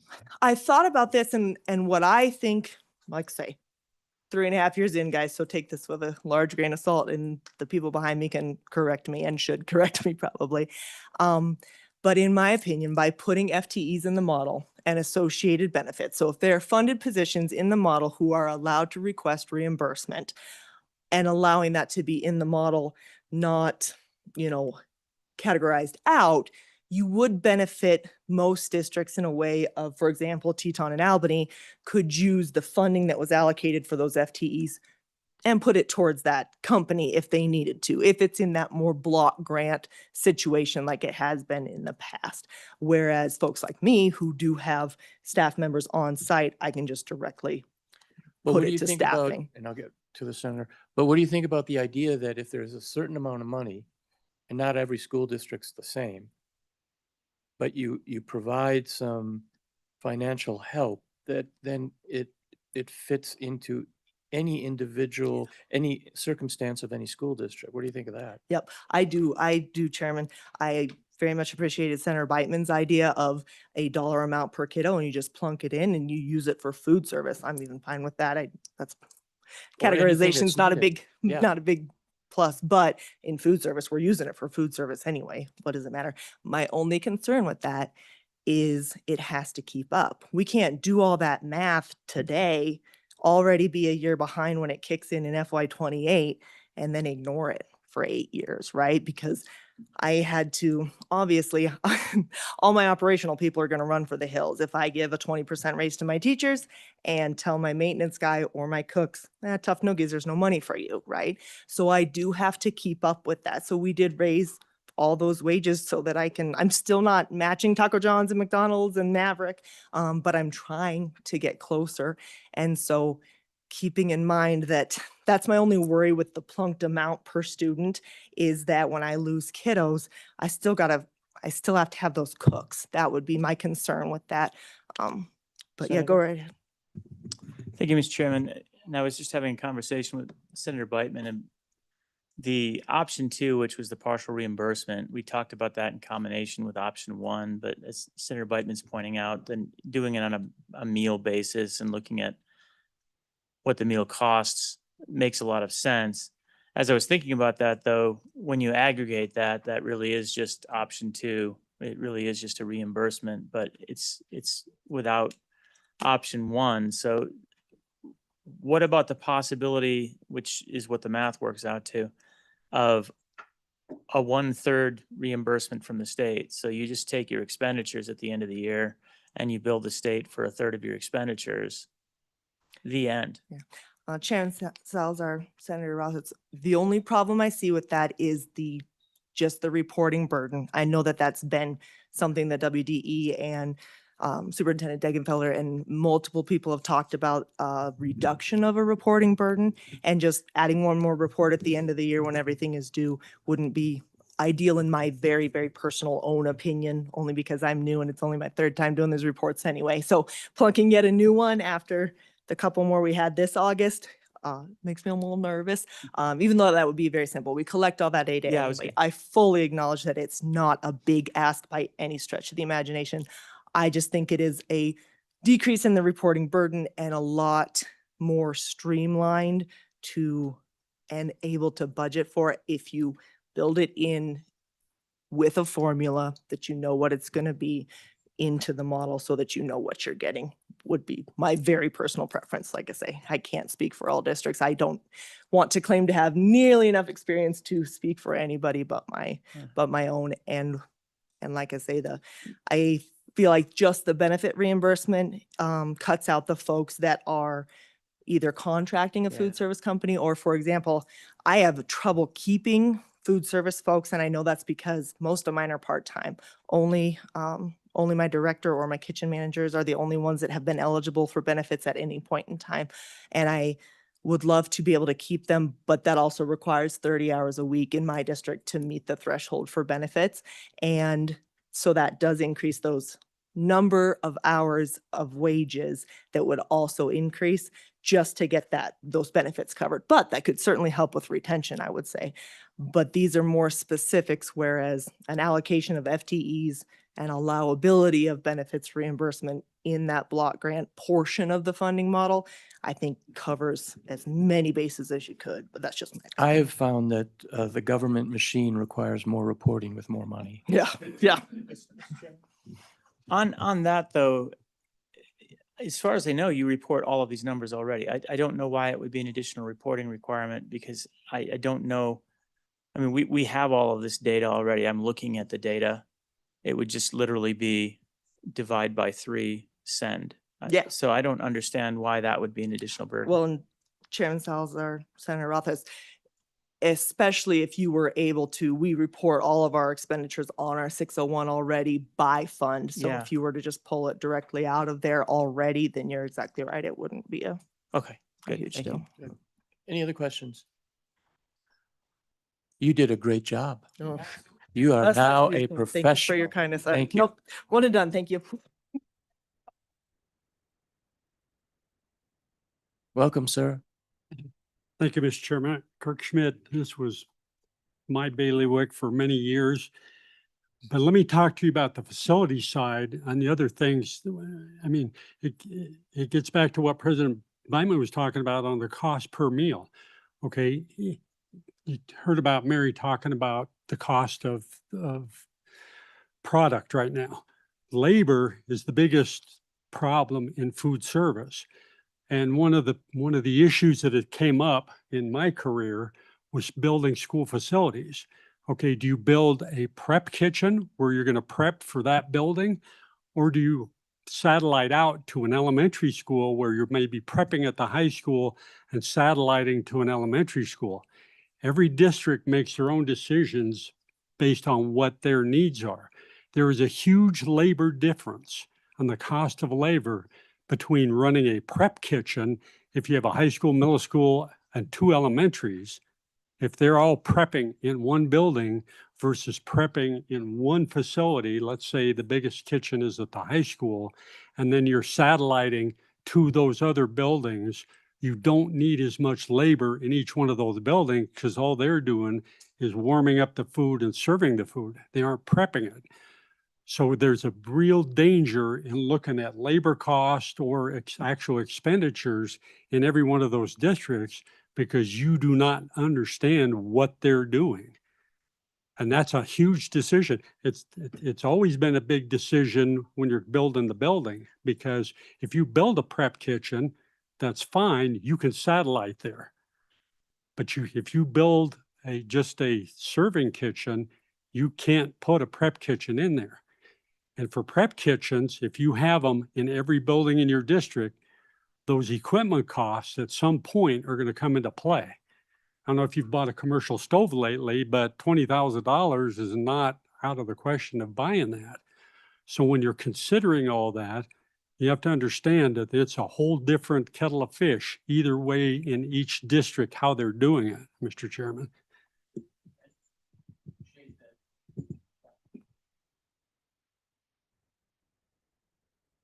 Anyone else?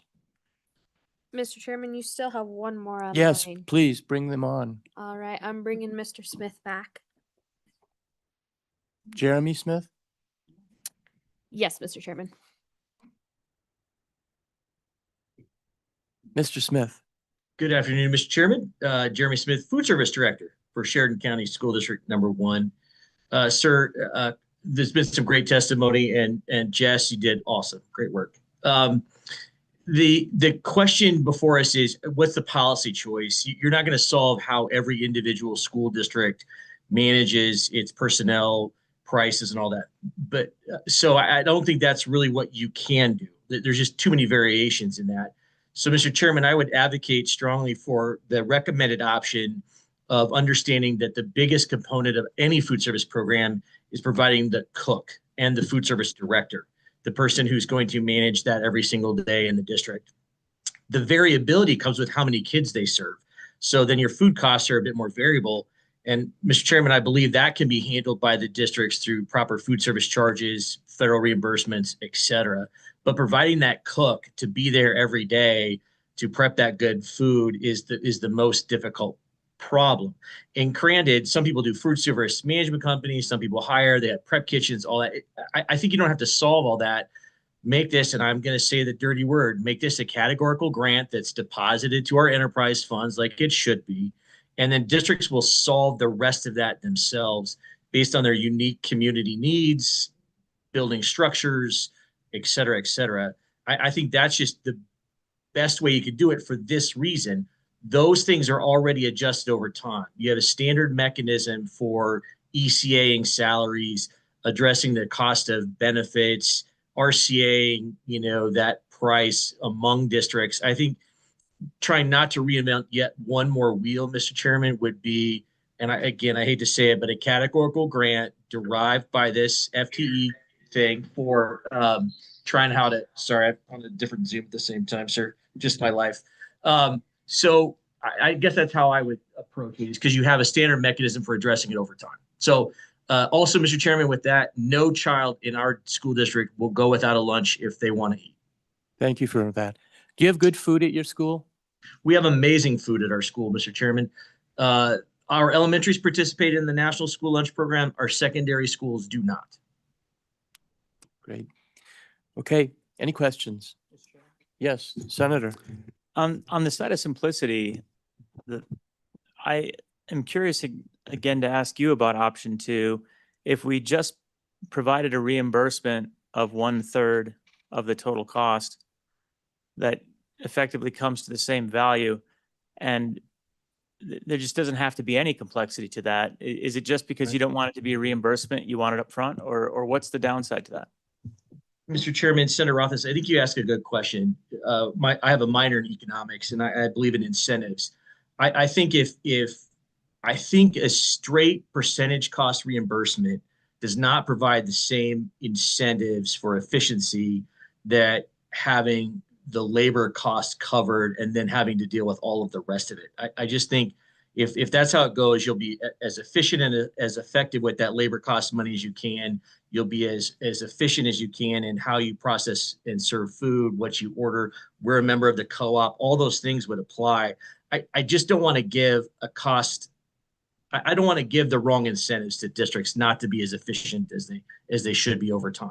Mr. Chairman, follow up. Please. So I conclude exactly the opposite. So I want to explore this because Okay. if it's a 1/3 reimbursement, that means 2/3 of the burden is going to be on the district, and the district is going to optimize. It's a market force optimization where you're having to sell meals. You've got all of these different factors that come in that come from different places. It's not just salary, although I think we both agree that salary is going to be the biggest factor in any community. But you may have variance in food prices. You may have variance in energy prices. You may have other variances that come into play with it, just like we do with transportation, where the reimbursement just recognizes there's a lot of different factors. We don't even want to hear about those factors. Let's just do some simple math. And in this case, the divide by 3 does get to the point where whatever you do in your district, whatever works for you is acknowledged as working for you. It is certainly 2/3 your onus because you're only getting a 1/3 reimbursement. Therefore, you've got 2/3 of the skin in the game. I would expect optimization of all aspects of it, not just the salary side, but every feature of it would then be optimized by the school district, and the state would be on the hook for 1/3. So I guess I disagree with your belief that the other system would be a better incentive to have the district optimized. To me, this would be the best incentive. What are your thoughts? Mr. Chairman, Senator Rothfuss, I will agree with you that also does provide an incentive to optimize, because you're right. Like you're only going to give me 1/3 of my total cost, right? You're not going to give me 100% or 120% or something like that. So I agree with you. And so, I mean, maybe it's an issue of close enough for horseshoes and hand grenades. You know, either one of those systems does not give a district an incentive to totally screw it up, right? Neither one. Both of those would say business managers, food service directors, school boards, you're getting help that you need. It's being delivered in XYZ way. It doesn't really matter. So, and in that way, it probably is also, you know, cost adjusted over time, right? Because the 2/3 driver is still there. And so as I'm kind of processing with you, Senator, I think either solution works. Frankly, any of the things that you're considering work because it's a heck of a lot closer than where we've been for the last 30 years. And so I won't parse it too much more with you. I think either direction is fine. I'm a bigger fan of just here's the fixed cost of labor. You adjust to what that looks like. Charge your parents what you need to make up the difference on food and equipment. I just like that approach a little bit better. But man, I sure wouldn't turn my nose up at the other one. Okay, thank you. Okay, thank you. Appreciate it, Jeremy. You bet. Thanks, you guys. This is a tough issue, and I appreciate you addressing it. It's near and dear to my heart from how I grew up. So thank you. Anything else? Anyone else? Appreciate everyone who participated. Matt, what do we have for tomorrow? Yeah, Mr. Chairman, for tomorrow, you have the technology discussion on computer ratios. Then you have some information on the student activity proposal, providing the grader of the prior formula or that the current formula that was revised during the recalibration. And then another topic added by the chairman, you recall during the recalibration bill, a provision was added on reimbursement of costs related to dual enrollment programs. And also in the budget bill, there was a $750,000 appropriation to the Community College Commission. I recollect that. For students that aren't eligible under that dual enrollment program and statute. And so you'll have the Wyoming Department of Education who has proposed rules on this reimbursement program. You'll have the commission on how they're administering that separate appropriation. And then you've also brought one community college to testify, Central Wyoming College, with some unique administration of their dual enrollment program. So those are the 3 topics you have slated for tomorrow. And you're slated to end about noon tomorrow, but obviously that's flexible. Mr. Co-Chair, do you have any comments? No. Okay, with that, we will, yes. Mr. Chairman, I would be remiss without saying, you do need to provide, if you're gonna forward any bill drafts for consideration at the next meeting in October. It'd be helpful to have some direction at the end of the meeting tomorrow, so we could get those prepared for the next meeting. I guarantee you're going to have direction tomorrow. So with that, I will adjourn until tomorrow morning. And Mr. Chairman, you are scheduled back at 8 tomorrow, not 8:30. I don't know, but I just wanted to make sure.